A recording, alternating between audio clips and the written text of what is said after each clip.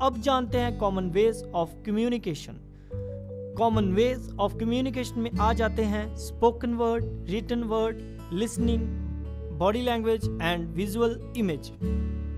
सबसे पहले हम जानते हैं first way of communication that is spoken word के बारे में कि what is a spoken word. Spoken word means जो शब्द हमारे द्वारा अपने आप को एक्सप्रेस करने के लिए बोले जाते हैं उन्हें हम कहते हैं स्पोकन वर्ड।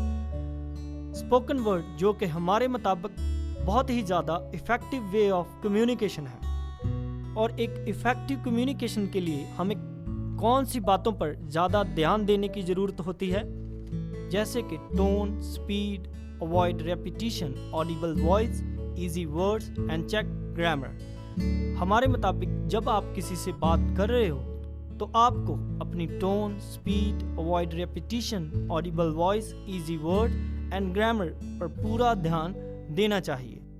तो क्या होता है tone, speed, avoid repetition, audible voice, easy words and grammar?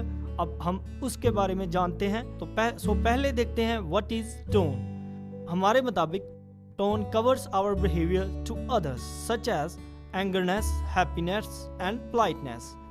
Means हमारी टोन से बहुत कुछ क्लियर हो जाता है कि हम किस तरीके से बिहेव कर रहे हैं, जैसे कि हम गुस्से में हैं या खुशी में हैं, कि हम पोलाइटली बिहेव कर रहे हैं।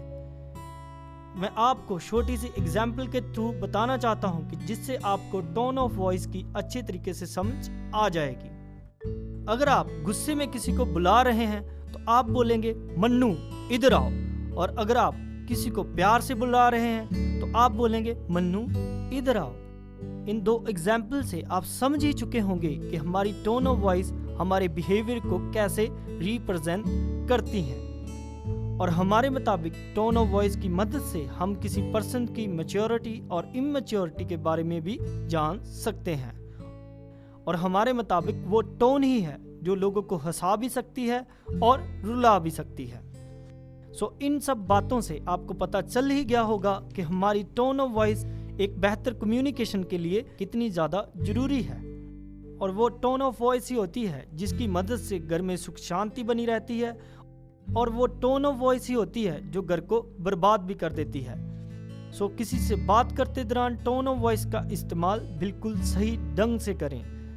तो ये था स्पोकन वर्ड में टोन। तो अब बात करते हैं स्पोकन वर्ड में स्पीड की इम्पोर्टेंस के बारे में।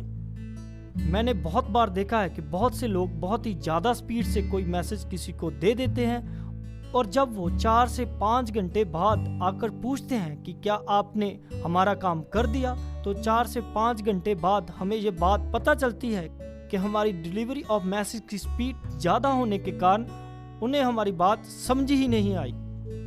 ऐसा अक्सर ही वो लोग करते हैं जो बहुत ही ज़्यादा जल्दी में होते हैं, जहाँ उन पर किसी बात का बहुत ज़्यादा स्ट्रेस होता है। हमारे मुताबिक जब भी आप किसी को कोई ज़रूरी मैसेज डिलीवर कर रहे हों तो अपनी स्पीड ऑफ डिलीवरी मैसेज को ज़रूर चेक करें, क्योंकि अगर आपका मैसेज सही तरीके से डिलीवर ना होने के कारण कोई काम टाइम पर कंप्लीट ना हो पाया तो कंपनी को लाखों का नुकसान भी हो सकता है, सिर्फ और सिर्फ आपकी स्पीड से। स्पीड ऑफ डिलीवर मैसेज का सही तरीके से इस्तेमाल करना चाहिए। ये था स्पोकन वर्ड में स्पीड के बारे में।